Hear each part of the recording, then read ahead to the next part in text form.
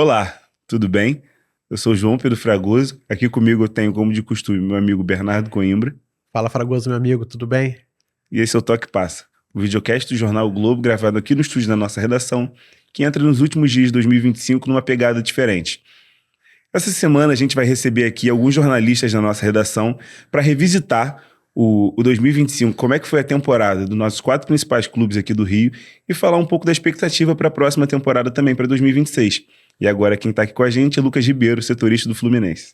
Fala, Fragoso, Bernardo, tudo bem? Lucas, 2026, ano de presidência nova no Fluminense. Claro, o candidato da situação, Matheus Montenegro, que a gente recebeu aqui no Toque Passo. Você estava aqui com a gente, inclusive? Claro. Bem-vindo de Lembro bem. volta, meu amigo. E eu acho que o plano de fundo para esse início de mandato do Matheus do Montenegro para 2026 é a situação da SAF, que estava travada. Ele falou aqui para a gente, inclusive, que estava interrompido o processo e a tendência é que seja destravado, que ele volte a andar no início do ano que vem, no ano que vem.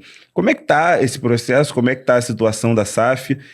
Como é que está a visão do Matheus em relação a isso? O processo da SAF foi interrompido durante o período eleitoral e é bom relembrar que o Matheus foi o principal condutor dessa gestão para a apresentação da proposta da SAF.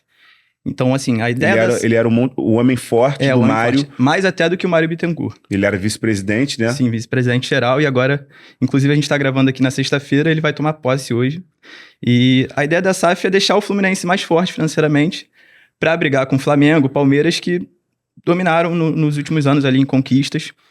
Então, assim, além da vitória do Matheus, a eleição do Matheus significar a manutenção da situação, significa também um sinal verde para a SAF, que foi aí, o processo foi interrompido durante o período eleitoral e agora, retomado, precisa ser aprovado no Conselho Deliberativo e depois disso na Assembleia Geral, aí com a aprovação, né, com a votação dos sócios. Então vai retornar esse processo da SAF no processo ali para o torcedor entender bem. Eles vão pegar a proposta, mostrar para os conselheiros, para os sócios do Fluminense, enfim.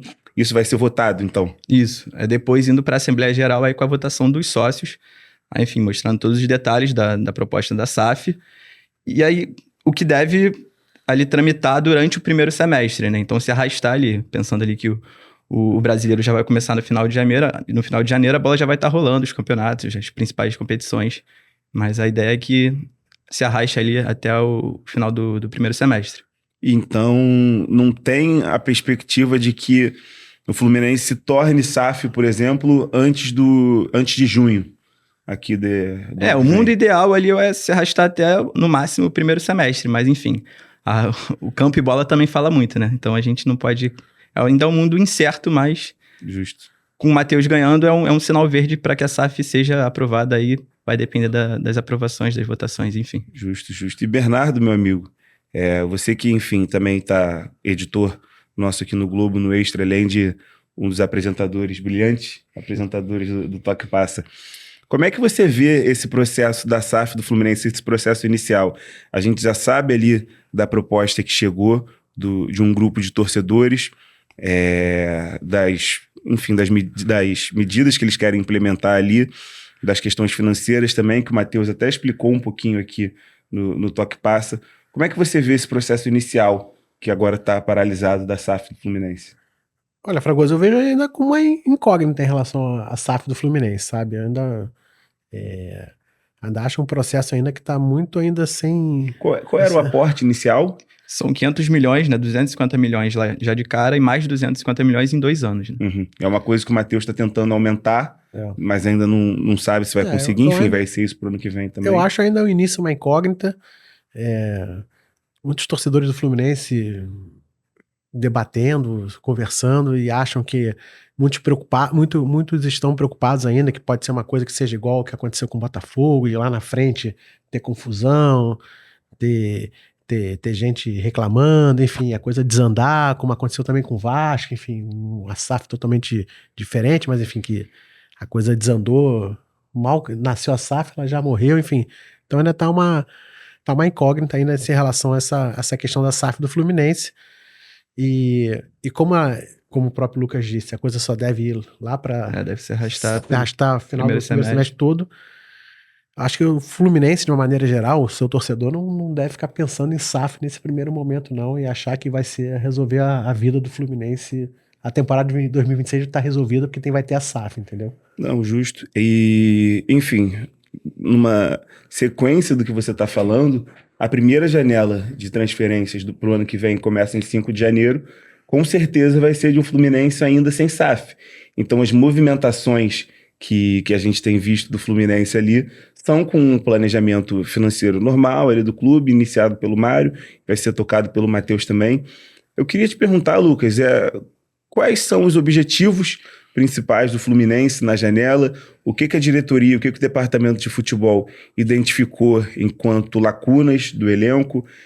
Se já tem alguma coisa de saída também, a gente sabe que o Thiago Silva, que era a principal referência, não só da defesa, mas do time do Fluminense, depois da saída do John Arias, não continua, já teve o contrato rescindido, já se despediu, provavelmente vai continuar a carreira mais perto da família na Europa. O que tem de mercado do Fluminense? O que tá pegando? O que tá rolando? A perda do Thiago Silva é imensurável, né? Então, assim, o Fluminense sabe que para repor o Thiago Silva tem que trazer um grande jogador. E assim, a principal... E você já sabe quem vai ser esse grande jogador que a principal cartada tô ligado é o Nino. Ali no Jornal Globo. Quem é? É o Nino. É o Nino que tá no Zenit. É o Nino que quer muito voltar pro Fluminense. Isso tá claro. E a diretoria sabe disso. Tá aqui no Rio, né? Tá aqui no Rio. Não no Rio. Ele tá de férias no Brasil. Não tá mais no Rio, não. Mas já passou por aqui e ainda jogou um futebol com a camisa do Fluminense. Tava lá na tua área, na Barra, jogando futebolzinho de Fluminense. É isso. E o Nino, ele quer muito. Já deixou isso claro pra diretoria. Agora o Fluminense tá negociando com o Zenit. E o Zenit tem a fama de fazer jogo duro. Então, assim, vamos ver como o Fluminense vai conseguir se desenrolar aí nessa negociação. O Popular tá negociando com os russos, né? Aí vai ter que fazer um investimento alto, mas... conversar com os russos. Mas o Fluminense sabe que vai precisar chegar junto. Então, é a principal cartada para a próxima temporada para repor a saída do Thiago Silva, né? O Nino foi campeão da Libertadores, né, de 2023, tem grande identificação, a torcida quer muito também o Nino. Inclusive sonhava com a dupla de zaga Nino e Thiago Silva, né? Mas aí com a saída do Thiago, né, que deve, como você falou, vai retornar para a Europa para ficar mais tempo com a família. Então não vai acontecer. E tem uma coisa legal também do Nino, o Thiago Silva volta para a Europa para ficar mais perto da família. O Nino quer voltar para o Fluminense também por motivos familiares, né? Sim. Além, claro, da identificação que ele tem com o clube, do desejo da diretoria em contar com ele também, tem um plano ali familiar do Nino para ele querer voltar para o Fluminense também, né? Eu conversei com uma pessoa próxima ao Nino, e o que tá pesando também realmente Eu fico bem informado só de ler suas matérias, meu amigo.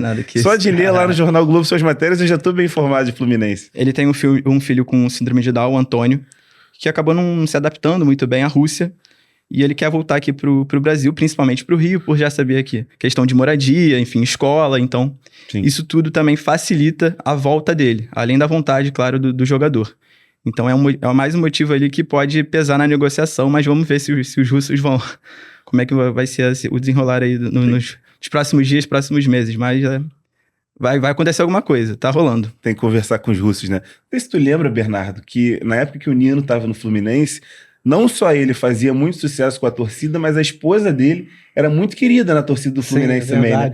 Ela tinha redes sociais, isso, né? Aí, ela tinha um perfil ativo ali no Twitter, no Instagram também, e se mantinha muito próximo ali da torcida, né? Verdade, exatamente. Então, criou essa identificação desde cedo, desde que ele chegou no Fluminense, veio do Criciúma pro Fluminense, né? E ela era muito ativa nas redes sociais, respondia aos torcedores, enfim, interagia com a turma na rede social. Não, legal. Mas além do Nino, além de zaga, assim, o que o Fluminense está pensando de mercado? Assim, se a gente olhar para a reta final da temporada, para a eliminação ali pro Vasco na semifinal da Copa do Brasil, ficou claro que faltou um homem-gol. Porque ali a gente olha o Everaldo retomou a titularidade na reta final da temporada. O Zubeldia estava tentando apostar no Cano. Sempre foi a preferência dele, mas o Cano passou por lesões, nunca conseguiu ser aquele mesmo Cano, teve uma temporada abaixo do esperado, e o John Kennedy também não conseguiu engatar uma sequência. Então meio que sobrou o Everaldo, que era inclusive o homem de confiança do Renato Gaúcho, que a torcida cobrava muito, né? Para colocar outro centroavante. Meio na falta de opção, sobrou o Everaldo. Mas na reta final ali, o Everaldo terminou o ano sem fazer gol há mais de 4 meses. A última vez foi em 2 de agosto. Então, assim, qual é a principal função do centroavante? Balançar as redes, claro. Então, o Everaldo, ele deixa a desejar justamente da principal função do centroavante. Então, pro Fluminense, pensar em voar, em alçar voos mais altos, conseguiu a vaga direta para Libertadores. Então, assim, o desafio é maior para a próxima temporada. Então, o Fluminense sabe que precisa de um centroavante, de um camisa 9. Então, por isso, o Fluminense já estuda até liberar o Everaldo. Aí, até com... Não só o Everaldo, também entram outros jogadores ali. No caso, o Thiago Santos e o Keno. Podendo até liberar eles, liberá-los sem... renovados até 2026, até o fim de 2026. Liberá-los sem custo de o Everaldo transferência. também é contrato até o final de 2026. Isso, até os 3. Então, o Fluminense anteciparia o último ano ali de contrato, liberaria sem custo para facilitar. E essas possíveis saídas deles têm a ver para aliviar a folha salarial do clube, entendeu? Entendi. Para tentar uma contratação aí. Aí a gente tava pensando no todo, né? Contratação até do Nino, que deve ser a maior, até mesmo da temporada, quem sabe. E, enfim, trazer um camisa 9 goleador, que faltou muito um homem-gol aí pros momentos decisivos, né? Tem outra coisa ligada ao mercado do Fluminense que chama atenção também. O Fluminense negociou o John Ares com o Wolverhampton ali no meio desse ano, logo depois da Copa do Mundo de Clubes. Era um desejo dele, o Mário acabou acatando, era o sonho do jogador, eles tinham esse acordo, o Mário e o John Ares. E depois contrata o Moreno, né? Que não consegue não sei se é adaptação ao futebol brasileiro, que é uma coisa difícil, não sei se é adaptação ao elenco ali do Fluminense. É um cara que vai participar, vai estar no elenco pro ano que vem também. Tá no objetivo, tá ali na mesa da cúpula de futebol do Fluminense, buscar de novo um substituto pro John Ares, ou o John Ares, talvez, quem sabe, ali um presente de Natal para a torcida. Todo mundo sabe do interesse do Fluminense na volta dele, fala-se muito do Flamengo, do Palmeiras, mas ele, por sua vez, ainda estaria querendo insistir um pouco em continuar na Europa, apesar desse insucesso do Wolverhampton nessa temporada lá na Premier Eu acho que está League. muito cedo para falar de John Ares, ele deve permanecer na Europa. Óbvio que a situação do Wolverhampton é muito difícil, mas tem muito pouco tempo, então o Fluminense tem uma cláusula de preferência, né, em caso de retorno dele para o Brasil. Legal. Mas eu acho que isso não dá para pensar nisso agora. Tá muito cedo, o John Ares deve permanecer na Europa. E falando do Santi Moreno, realmente, ele não conseguiu engrenar. Inclusive, já comparando com o John Ares, ele teve dificuldade, né? Sim. Na sua primeira temporada. É verdade. Então, assim, ele também tinha um perfil introvertido, né? Aí, Até hoje ele tem, chegou a pedir para sair do Fluminense, né? Teve alguns problemas, e a Emily... Por conta da perda da avó. Isso aí, e a Emily, a psicóloga do Fluminense, foi uma figura muito importante para o John Ares conseguir deslanchar ali com a Abel Braga, não era? Era no início da Abel Braga, 2022, se eu não me engano. Eu lembro de um gol que o John Ares 22 já era o Diniz, né? Não, acho que foi antes. Já foi no meio, né? Agora eu não lembro, mas... Não, acho que sim, foi antes ali. Foi no início de 2022, no primeiro título que o Carioca, que o Fluminense ganha, ali sob o comando do John Ares, do Abel Braga. O John Ares faz um gol de cabeça contra o Flamengo, no Newton Santos, no Engenhão. E eu acho que é ali que ele dá o pontapé inicial na trajetória do Fluminense, na trajetória de sucesso, né? Então, às vezes, aí com o Campeonato Carioca vindo, o Santi Moreno consiga, num clássico ali, quem sabe, também que nem o John Ares, deslanchar, né? O Santi... Um jogador precisa de confiança. Às vezes, um gol em clássico ali no Carioca... Não, o Fluminense pensa justamente nisso. Tanto que o Santi Moreno e o Lavega e o Leitcano, que outros... São também jovens muito estrangeiros, vão se representar antes do elenco principal. Se representam no dia 2 de janeiro e o elenco principal no dia 8 de janeiro. Então, o Fluminense pensa em aproveitar essa pré-temporada e justamente o Campeonato Carioca para dar rodagem, para eles conseguirem, enfim, engrenar no clube, né? Como é que vai ser o início do Campeonato Carioca do Fluminense? Já se sabe se o time vai jogar com o sub-20, se vai ser o profissional, se vai ser uma mescla ali dos dois... Então, pro início do Carioca, eu acho que o Fluminense vai mesclar, né? Porque foi uma temporada desgastante, né? Sim. Copa do Mundo de Clubes. Se eu não me engano, passou de 80 jogos o Fluminense na temporada, então foi um dos clubes que mais jogaram, entraram em campo. Já diria Renato Gaúcho, né? Falava muito. Não dá pra escalar o mesmo time a cada 3 dias, né? Não, o Fluminense já tinha essa pronta. O Fluminense foi o único brasileiro que chegou até a semifinal, não teve um descanso. Mas realmente, depois. O Tricolor tem que ter Renato muito orgulho Gaúcho, da cara, tá campanha. Aqui, ó, na minha mente até hoje. Não, brincadeiras à parte, o Tricolor tem que ter muito orgulho da campanha como semifinalista da Copa do Mundo de Clubes. Beleza, não conquistou nenhum título, mas, olha lá pra trás e vê, o Fluminense bateu de frente contra gigantes europeus, enfim. Passou pelo Al Ahly, então Tem que respeitar, entendeu? Não, foi bem legal. Foi um acaso. Assistiu o Fluminense no Mundial de Clubes, Bernardo?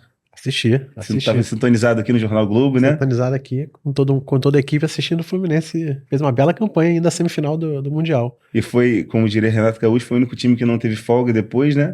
Você tinha que jogar quarta e domingo, de 3 em 3 dias ali. Enquanto ele estava na semifinal, eu estava só treinando para o reinício do Brasileiro. Cara, que personagem. E mesmo assim, conseguiu buscar uma vaga na Libertadores, né? No final da temporada ali, uma vaga direta na fase de grupos da Libertadores, o que dá uma tranquilidade para a diretoria também, né? Essa vaga aí tem nome e sobrenome, né? Qual o nome e sobrenome, meu amigo? Luiz Beldia. Olha aí. Luiz Beldia mudou. Termina a temporada bem, né? Muito bem. O início de trabalho, né? Vamos dizer, esse primeiro recorte do trabalho do Zubeldia é muito bom. Eu pensei que você ia falar nome e sobrenome Kevin Serna, cara. Kevin Serna? Porque foi um cara importante também, né? Agostinho Canóbio, talvez. O Canóbio cresceu mais com o Zubeldia. Não, mas o Zubeldia é justo. A grande aposta do Zubeldia que deu certo é o Lúcio Acosta, né? Que a gente tava falando do Santi Moreno, ele chegou então junto... não tem um só nome e sobrenome, tem vários nomes e sobrenomes aí, meu amigo. Ele chegou junto com o Santi Moreno, mas sim, quem vingou mesmo foi o Lúcio. Um chega com muita expectativa. É porque o Santi é mais novo também, né? Sim. O Santi tem 25, se eu não me engano, e o Lúcio tem 31. 31 e 1,61 m, né? Bom ressaltar. Mas o Lúcio, cara, ele realmente aumentou muito a criatividade do Fluminense. E foi um erro do Renato ele não ter insistido mais no Lúcio.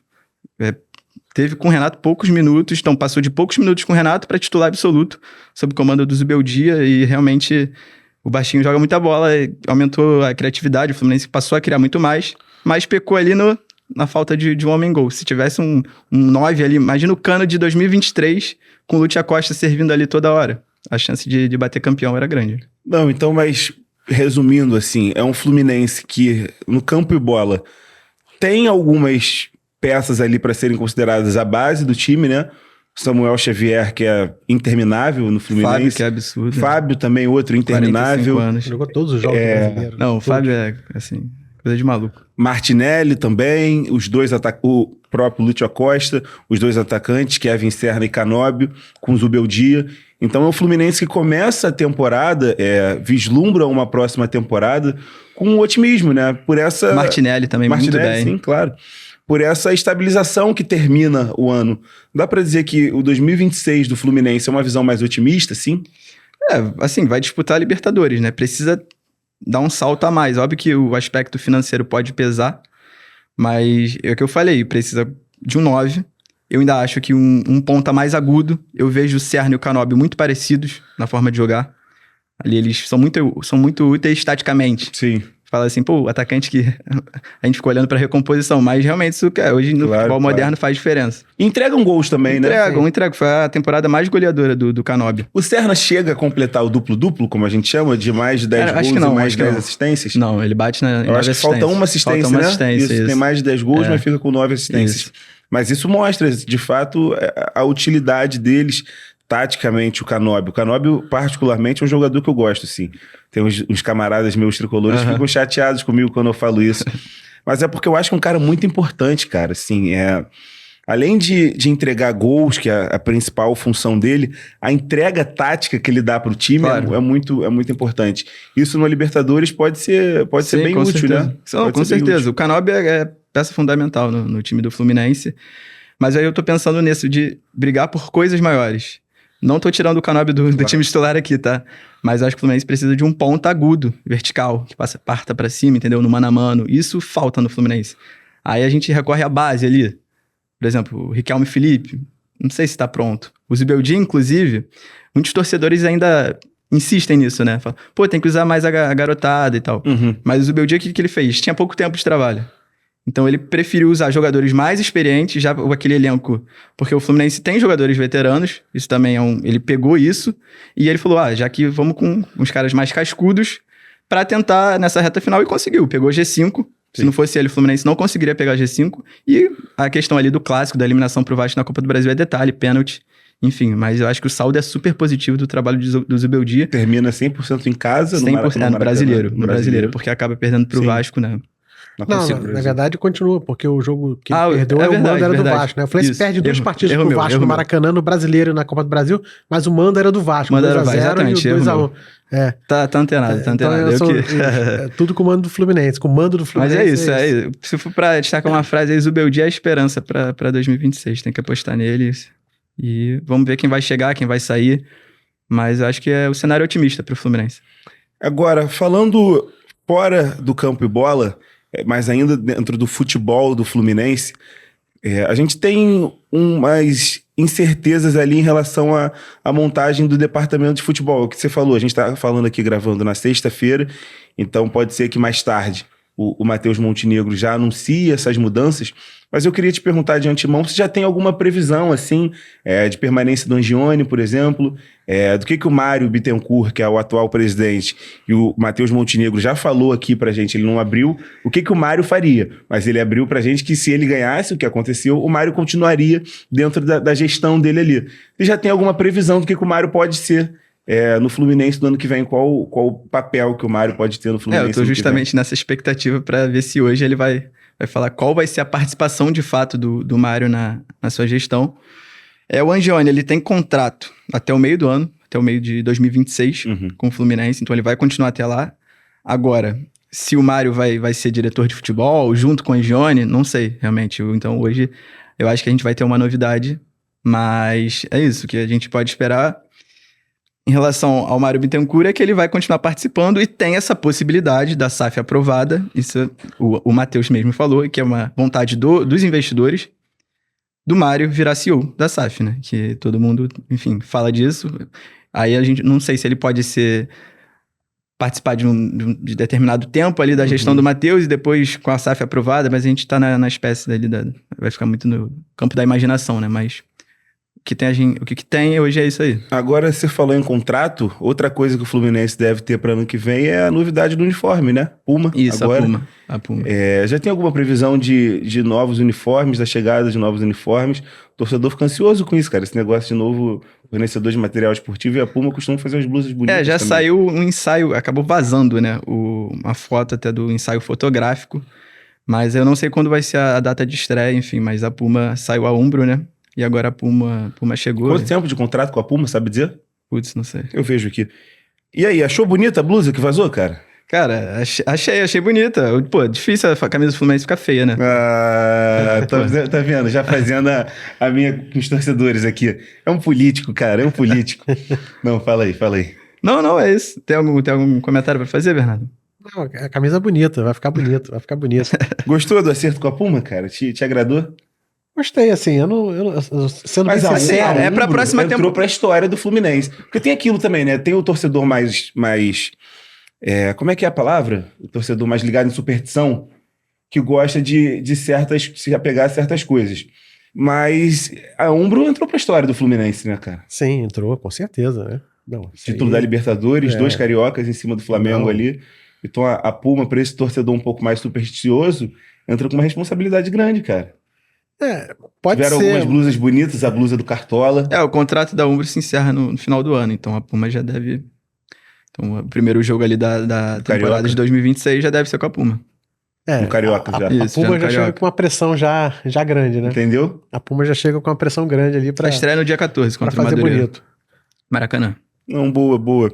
Meus amigos, pra fechar, eu queria perguntar pra vocês a nota que vocês dão pro ano do Fluminense 2025, pensando que teve vice-campeonato carioca, semifinal da Copa do Mundo de Clubes, um feito e tanto, quartas de final da Copa Sul-Americana, e aí eu acho que o maior deslize do Fluminense, isso. pelo menos Fala pra isso. mim, Sim. semifinal de Copa do Brasil e quinta colocação no Campeonato Brasileiro. O que vocês acham do ano do Fluminense? Como é que foi o ano do Fluminense, em termos até da expectativa criada no início e o que foi entregue no final? Se vocês puderem dar a opinião e a nota.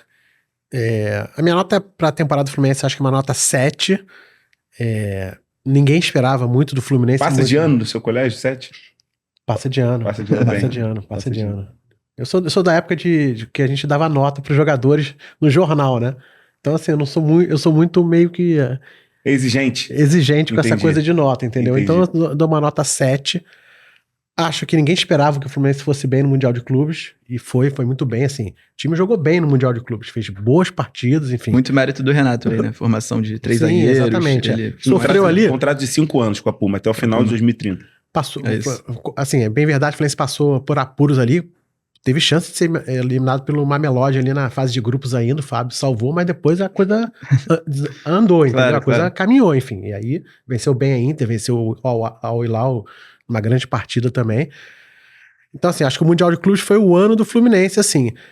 O ponto alto do Fluminense. Fez um Campeonato Carioca. As finais contra o Flamengo no Campeonato Carioca realmente foram muito ruins, assim, os 2 jogos de finais contra o Flamengo foram muito ruins. Mano Menezes demitido na estreia do Brasileiro. Depois joga contra o Fortaleza, perde e é Sim. demitido, enfim. É uma eliminado nas quartas Sul-Americana, mas é uma grande decepção ser eliminado nas quartas. A expectativa era de ir à final, entendeu? Pedido de demissão do Renato Gaúcho. Pedir demissão. Todo mundo pego de surpresa. Então, assim, teve o ponto alto que no Mundial de Clubes, foi muito bem no Brasileiro ali nessa parte ali. Eu imagino que se não chegasse o Zubeldia, eu acho que o Fluminense não conseguiria uma vaga na Libertadores. Isso aí foi um acerto da diretoria. Entendeu? Então, como diria um amigo meu, a vaga na Libertadores tem nome e sobrenome, Luiz Zubeldia. Exatamente. Bernardo Coimbra assina embaixo. Acho que a chegada dele, a saída, a mudança de treinador, fez o Fluminense ir para a Libertadores. E aí, ali na semifinal da Copa do Brasil, a decepção ali de uma eliminação para um rival, não sei o quê, enfim, isso é do jogo ali, enfim, poderia ter ido para lá ou para cá, perdeu ali um detalhe aqui ou aqui, isso é do jogo ali. Depois vai nos pênaltis e o que acontece. Poderia ter ido estar na final, mas enfim, acho que fez uma campanha ok na Copa do Brasil, eliminou o Bahia num grande jogo, no jogo de volta. Sim. No Maracanã, ganhou de 2-0. Ainda com o Renato, enfim. Mas acho que dá uma nota, assim, em linhas gerais, acho que dá uma nota 7 ali, muito pelo Mundial de Clubes e pela arrancada no Brasileiro que deu a ele a vaga direta à fase de grupos. Escapou dessa pré aí, porque você jogaria já em... Fevereiro, 18 de fevereiro já estaria jogando você vai jogar só em abril, né, agora. Abril, quer dizer, a Libertadores, né. Então acho que isso foi importante também pro planejamento do Fluminense para 2026. Então eu ficaria com uma nota 7. Te achei um pouco exigente, meu amigo. Achei um pouco exigente. Não, porque faltou um título. Pode ser. A Sul-Americana, competição mais viável ali, né? Eu acho que a Sul-Americana joga um pouco para baixo, então poderia ser a nota do Fluminense. Sim, principalmente depois. Mas perdeu pro campeão. Perdeu, mas... Mesmo assim, não... O Fluminense era o melhor time. Né? Pode ser que... Pensar que a final foi Galo e Lanús. Óbvio que o time do Galo é muito forte, né? Individualmente, mas o Fluminense tinha muitas condições de bater campeão ali. É porque eu fico com a impressão de que a campanha do Fluminense no Mundial de Clubes, pela importância, pela relevância que o campeonato teve, principalmente aqui no Brasil, ou nos dias de jogos do Fluminense, você saía aqui do jornal, tava trânsito, meu amigo. Aqui no centro, na Zona Sul, tava trânsito. A torcida tava toda lá nas ruas comemorando, entendeu? Então teve uma relevância grande. Você fosse ali na São Salvador, em Laranjeiras, parecia que era carnaval fora de época, uma coisa assim impressionante. E o Fluminense ter ido tão bem no Mundial de Clubes, com um investimento bem menor do que Botafogo, do que Flamengo e do que Palmeiras, ter ido numa fase depois do Palmeiras, que é eliminado nas quartas. Flamengo e Botafogo foram nas oitavas. Isso. Ter ido na semifinal, vencido o Inter de Milão, que até ontem era finalista da Champions League contra o Manchester City. Al Hilal, um time da Arábia Saudita com investimento também enorme. Europeu, E depois só perde contra o Chelsea pela lei do ex, né? João Pedro, 2 gols de João Pedro. Moleque de Xerém. Eu acho que, assim, talvez um 7,5, 8... Apresentador não dá nota, né? Então eu também não vou dar nota, não. Vou ficar no muro. Mas eu te achei exigente. Mas tudo bem, tudo bem. Um amigo tem passe livre, só que passe. E você, cara, você é um pouquinho mais bondoso do que o Bernardo. Vai dar 7,5. É justo. Por que 7,5? 7,5 porque, é isso que eu falei, não bateu o campeão. Fica ali um sabor amargo, né? Na reta final. Pô, a gente não levantou nenhum troféu. A gente, eu digo o caso do Fluminense, né? Aí, enfim... E se olhar ali pro pós-mundial, a expectativa... Aumenta. Acho que tem até aquela que o Mário fala no vestiário, que a gente vai ganhar do Cruzeiro, que é uma sequência muito difícil, né? Cruzeiro, Palmeiras... Isso. Cruzeiro, Palmeiras e Flamengo. Isso aí. Então, assim, depois São Paulo. E o Fluminense perde as 4. Exatamente, mas isso aí começou o desgaste também do Renato, Sim. né? Aí tem a saída inesperada na eliminação pro Lanús, na Sul-Americana. E aí eu acho que entra um ponto positivo da temporada do Fluminense também, da diretoria, exatamente. Agiu rápido. Agiu rápido e foi certeira. É uma escolha difícil. A gente vê a dificuldade dos clubes de futebol brasileiro, até do Botafogo, que está em busca de um treinador agora, de achar um treinador. E a diretoria do Fluminense foi certeira nesse ponto também, né? Você é pego de surpresa com o pedido de demissão do Renato Gaúcho.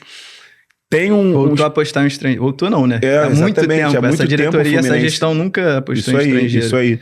Então era uma tentativa arriscada ali e dentro do contexto, do panorama da gestão do Mário, sem precedentes, porque é o que o Lucas falou, o que o Lucas lembrou. Ainda não tinha buscado um estrangeiro. Então, é isso, assim, eu acho que tem o... Tudo bem, a eliminação na Copa Sul-Americana algo que puxa para baixo? Talvez. Mas eu acho que essa arrancada final também puxa um pouco para cima, sabe? Sim. Eu acho que 7,5 tá justo. 7,5 tá justo. E você? Cara, assim... Ele já falou 8 já. Não, mas ele tá falando aqui. Eu daria um 7,5. Eu acho que 7,5 tá justo também. Eu acho que 7,5 tá justo. Porque talvez se chegasse na semifinal da Sul-Americana e aí fosse eliminado, tudo bem, não avançasse, aí eu acho que eu daria 8. Mas o fato de você ser eliminado por um time claramente inferior ao seu, nitidamente inferior ao seu, em casa, mal, né? no Maracanã, e o Fluminense jogou mal, sabe? Nos 2 jogos, aliás. Ele ficou muito irritado, xingou o Renato. No jogo da Argentina, o Fluminense também não teve uma postura muito boa ali. E claramente dava para ter feito melhor, né? Então, para mim, ao meu ver, a temporada do Fluminense é bem positiva. Finalista do estadual de novo. Semifinal de Mundial, semifinal de Copa do Brasil. E aí você perde nos pênaltis, que, enfim... você disse que é do tempo das notas. No seu tempo também diziam que pênalti é loteria, tá liberado? Tá liberado falar. Pênalti é loteria. Exatamente. E aí eliminado pro Vasco, e clássico é clássico, também tem esse clichê do futebol. Eu acho que faz parte, mas eu vejo como um ano positivo, assim, o 7,5. Tá bom? Tá ótimo. Se fosse desfile de escola de samba, a minha nota seria descartada, né? Aí tá ficando 7,5 ali. Não, justo, meus amigos. Mas queria agradecer aí pela presença de vocês, pra gente fazer esse balanço do Fluminense e já projetar a temporada que vem. Ao Lucas, boa sorte aí nessa empreitada como setorista também no ano que vem. Isso. Tá? Tamo junto, meu amigo. É isso, uma honra estar de novo aqui no Toque Passa. Pessoal, esse foi talvez o último podcast, o último Toque Passa, a última edição do Toque Passa do ano, a não ser que vocês queiram assistir aos episódios que falem sobre o Botafogo, Flamengo e Vasco, aí vocês podem conferir na playlist do programa. Mas é isso, e ano que vem tem mais. Espero que vocês tenham gostado aí e obrigado pela presença com a gente durante a temporada. Valeu.